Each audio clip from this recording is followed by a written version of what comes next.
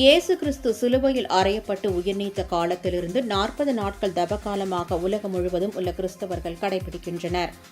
அதன்படி கிறிஸ்தவர்களின் தவ காலத்தின் முதல் நாள் இன்று சாம்பல் புதனுடன் துவங்கியது.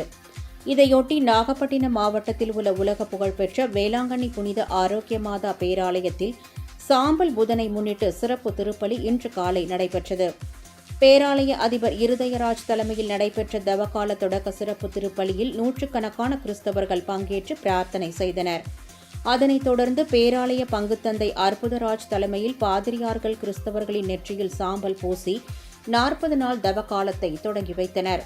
இயேசு கிறிஸ்து சிலுவையில் அறையப்பட்டு உயிர் நீக்க காலத்தை உலகம் முழுவதும் உள்ள கிறிஸ்தவர்கள் 40 நாள் தவக்காலமாக கடைபிடித்து வருகின்றனர்.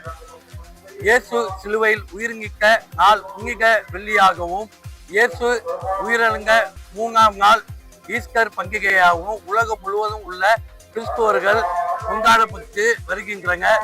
கிறிஸ்துவர்களின் தவக்கால முதல் நாளாக இன்று சாம்பல் புதன் தொடங்கியது. இதையொட்டி உலக புகழ் பெற்ற வேளாங்கண்ணி புனித ஆரோக்கிய மாதா பேராலயத்தில் சாம்பல் புதன் சிறப்பு திருப்பலி காலையில் நடைபெற்றது. பேராலயத்தில் நடைபெற்ற 40 நாள் தவக்காலம் சிறப்பு திருப்பலியில் ஏராளமான கிறிஸ்தவர்கள் பங்கேற்றனர். தொடர்ந்து பிரார்த்தனை செய்தனர். வழக்கமாக கிறிஸ்தவர்களின் நெற்றியில் பூசப்படும் விபூதியை நெற்றியில் சாம்பல் பூசப்பட்டு 40 நாள் தவக்காலத்தை தொடங்கினர். இதில் திரளான கிறிஸ்தவர்கள் பங்கேற்றனர். மின் செய்திகளுக்காக நாகையிலிருந்து எஸ். நிஜாமுதீன். இதேபோல் நெல்லையில் உள்ள பழமை வாய்ந்த கிறிஸ்தவ ஆலயமான உடையார்பட்டி திரு இருதய ஆலயத்தில் பங்குத்தந்தை மைக்கேல் ராசு தலைமையில் சாம்பல் புதன் திருப்பலி நடைபெற்றது. இந்த திருப்பலியில் கலந்து கொண்ட கிறிஸ்தவ மக்களுக்கு சாம்பலால் சிலுவை வரைந்து அவர்களை தவக்காலத்திற்கு ஆயத்தப்படுத்தி ஆசிர்வாதம் செய்யப்பட்டது.